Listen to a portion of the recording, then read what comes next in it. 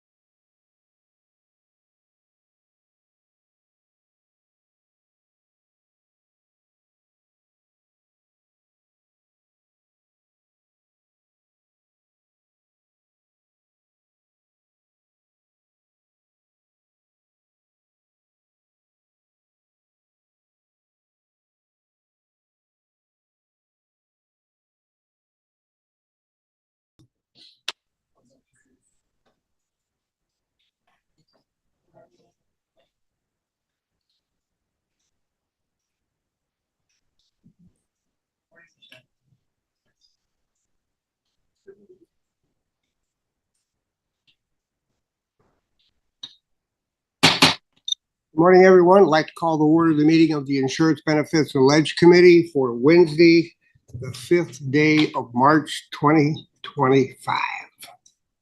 Thank you, Chair Robbins. This meeting is being conducted virtually and in person, so I will do a roll call of the trustees to confirm attendance. Ms. Ginsburg, Ms. Durazo, Ms. Langton, Mr. Rue, Ms. Fessler, here. Mr. Oakham, here. Mr. Green, Mr. Moore, here. Mr. Kehoe, Chair Robbins. Present.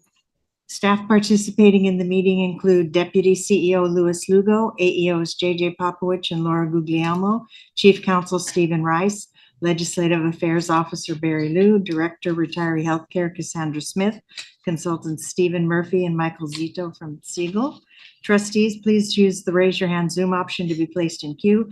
At this time, we ask all meeting participants to mute your mics until you are ready to speak, and we may now proceed with the agenda. And there were no requests received for teleconference meeting attendance under AB 2449. Thank you very much.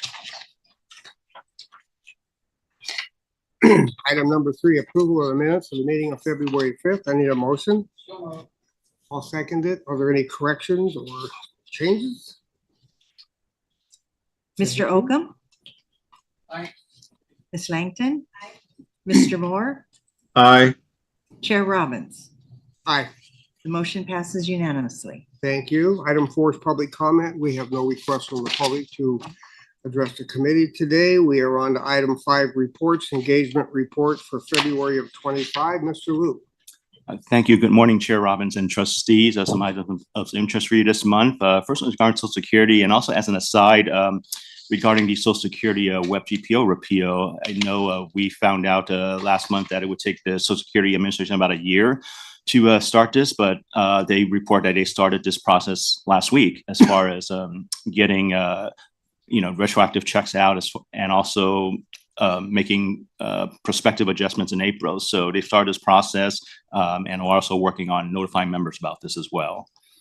But as far as this item is concerned, it's a report on the future of Social Security, and it's a bipartisan roadmap conducted by 3 prominent institutions, the AARP, National Institute of Retirement Security, and the Chamber of Commerce. So some of the key findings about Social Security is that, despite our political polarization, I think everybody agrees across political and education levels that Social Security is either important or very important for their retirement security.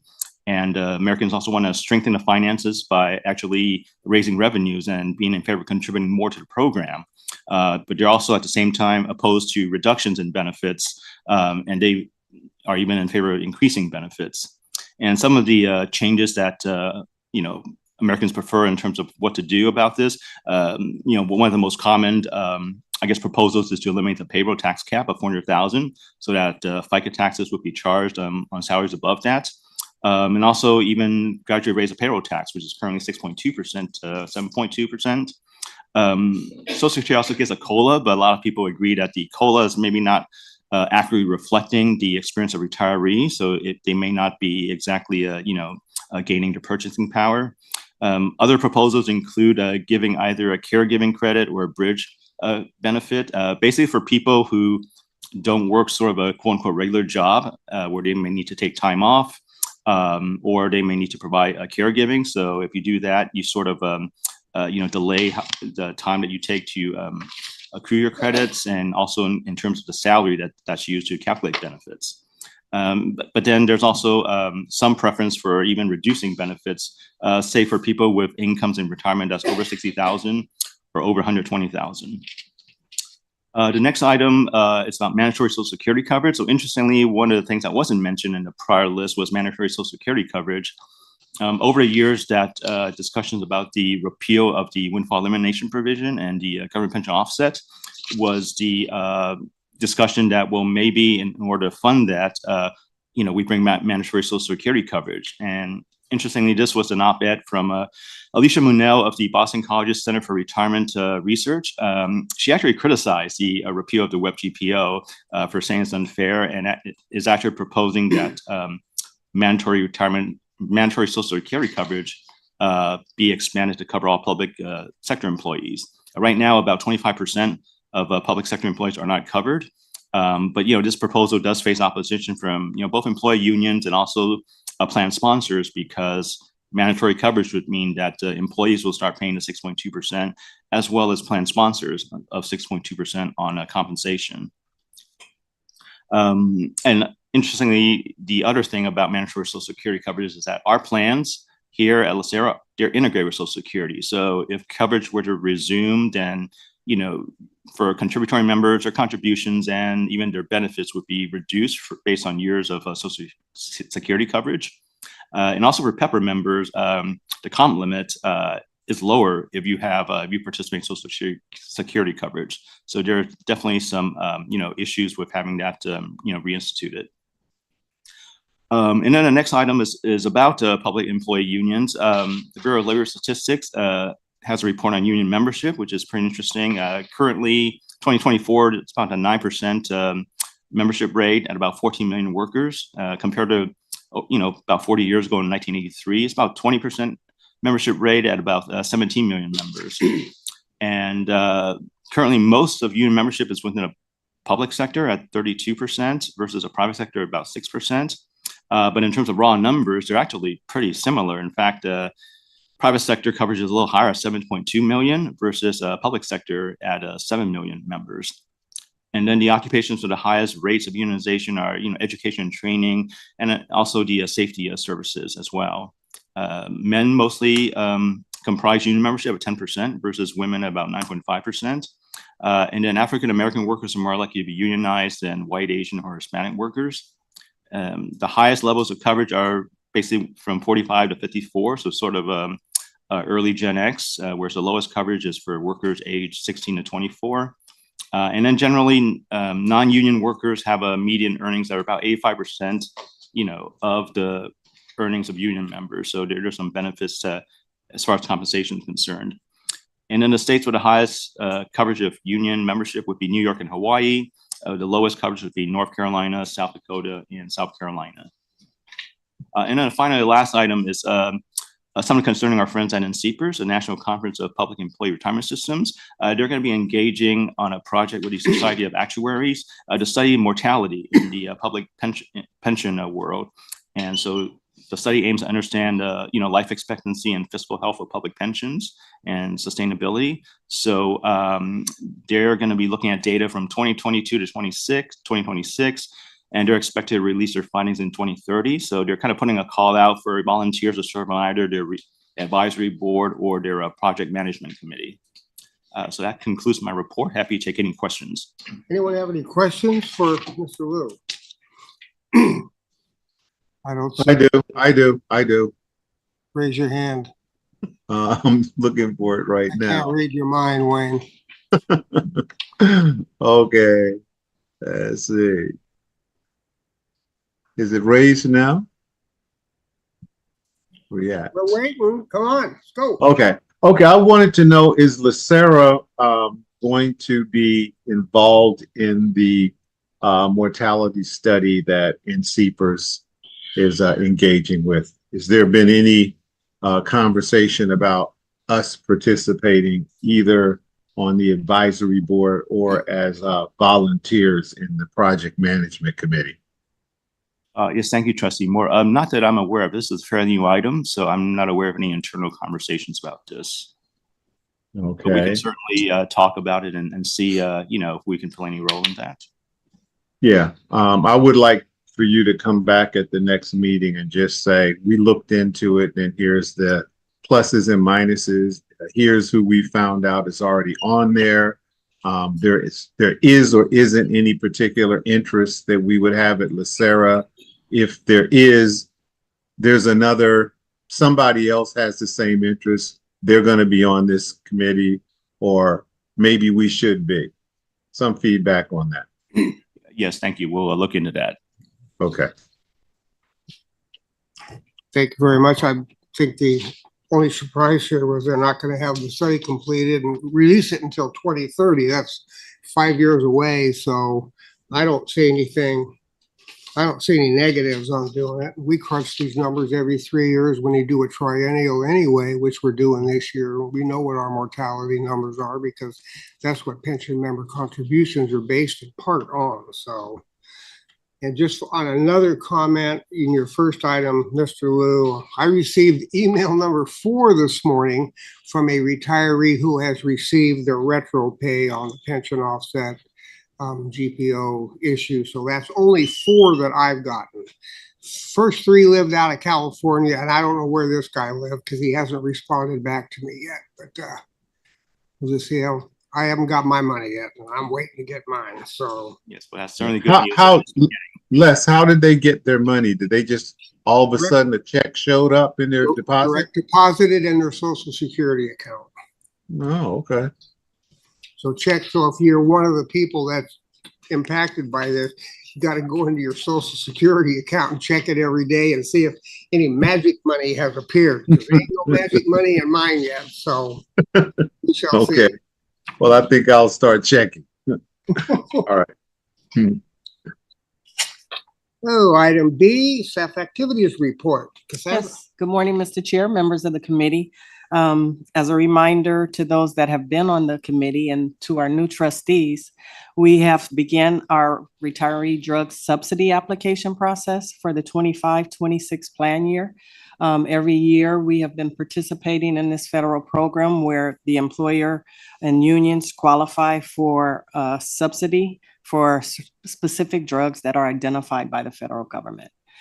We've been doing this since inception in 2006. So we are beginning the process to claim those subsidies for the members that are enrolled and eligible in our Anthem Blue Cross, our Cigna medical plan, Kaiser, as well as the local 1014 plan. And that's it. Thank you. Anybody have any questions for Cassandra? Short and sweet. Okay, item C, LACERA claims experience.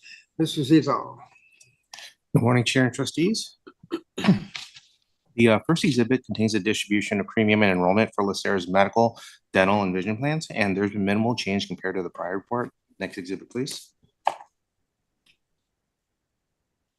Okay, this contains the non-Medicare claims experienced by carrier for Anthem, Cigna, and Kaiser. For Anthem, the year-over-year trend increase is 13.5%. For Cigna, it's 4.3%, and for Kaiser, it'll be updated in a future report. Next exhibit, please. This contains the Anthem claims experienced by plan.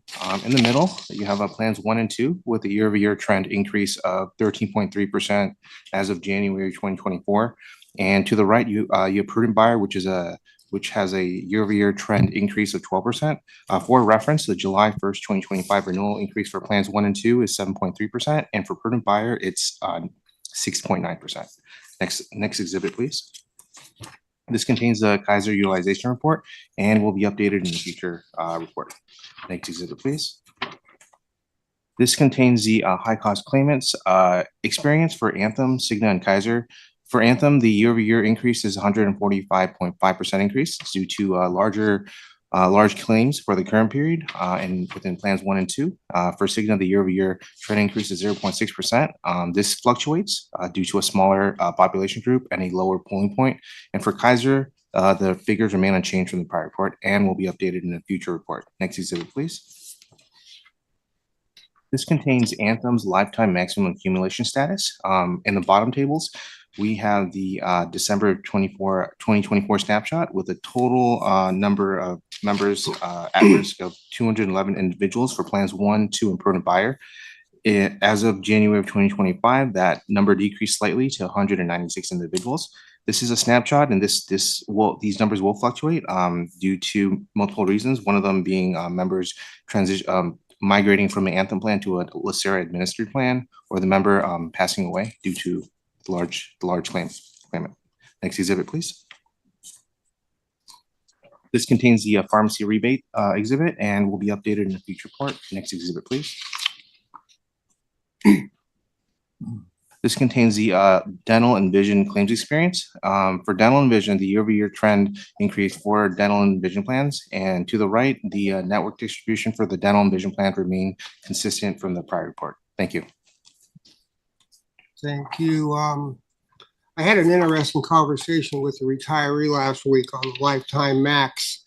Member of the Sheriff's Department being treated for a very serious illness. And his question to me was, what happens if he hits his max before July 1st, and based upon the medical treatment that he's looking at, which is going to be at Cedars-Sinai, it's cancer treatment, he thinks he's probably going to exceed the max, because this is expensive stuff, and he's going to exceed the max probably in June. So he wanted to know what would happen if he would be on the hook to pay the medical costs between June and the effective date of the $1.5 million new cap on the, he's in ABC2. So I had talked to Cassandra and we were trying to figure out if,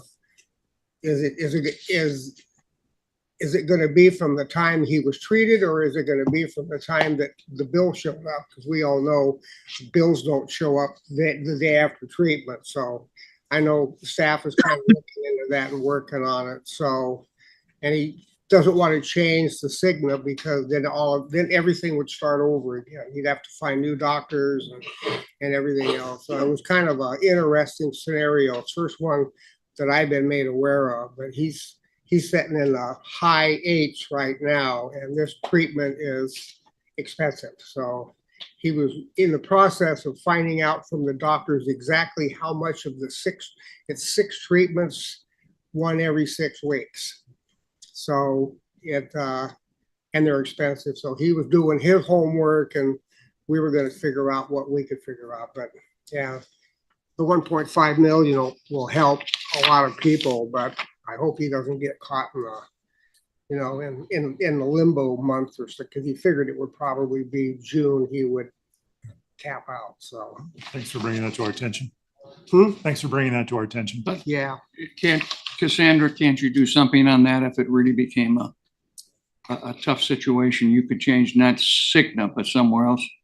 It depends on his providers. One of the things that I had mentioned to Mr. Robbins was, it goes based on the timing that those bills are received. It's And the bills or when the procedure is done? it won't hit his account until the bills come through because they don't know how much he's using. So when the bill come through, that's when the actual cost will be known. Yeah. But I had recommended that he talk with his provider to find out if we can kind of anticipate how much those treatments are going to cost him, so we could try to see if it could Yeah, be. but doesn't the insurance company pay a percentage of those treatments? They don't pay the full thing.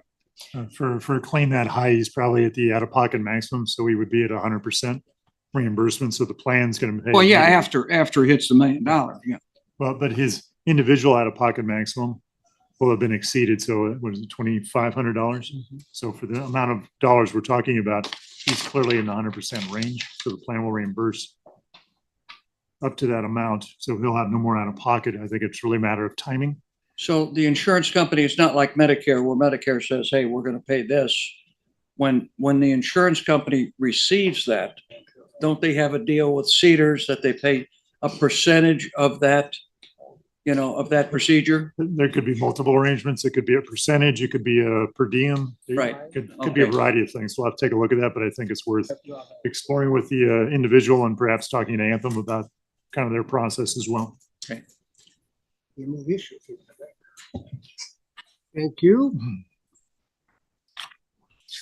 We are now on item D, federal legislation. Morning, Trustee Steve Murphy with Siegel. Just a couple items from our compliance team are included in your package just for reference. The first is CMS has proposed some simplified credible coverage determination. Credible coverage is based ensuring that the member has a prescription drug benefit that is comparable to what Medicare Part D offers. LACERA's benefits are very rich for the non-Medicare participants, relatively speaking, so we don't anticipate any issues with this. It's just a simplification, could ease some administrative burdens on LACERA and other plan sponsors, but minimal impact to LACERA at this point in time. The second compliance news update is regarding one of the executive orders, which is creating a health commission. The health commission is going to focus on child chronic conditions. So that's going to be the emphasis. The report or the strategy is due to the administration by August. So we'll see where that takes us. And I think it's the first of many steps that could expand into kind of adult treatment of chronic conditions as well. So we'll see where that takes us. The last item that was reported on was an executive order investigating ways of ensuring or increasing access to in vitro fertilization. So it's just there for your reference. And probably more importantly, I think within the next 7 to 10 days, we'll have an idea of how the budget process is progressing and what kind of deals or arrangements are going to be made to kind of close gaps and get the government funded. And one of the big emphasis is what potential cuts may exist on Medicaid or Medicare to offset the tax.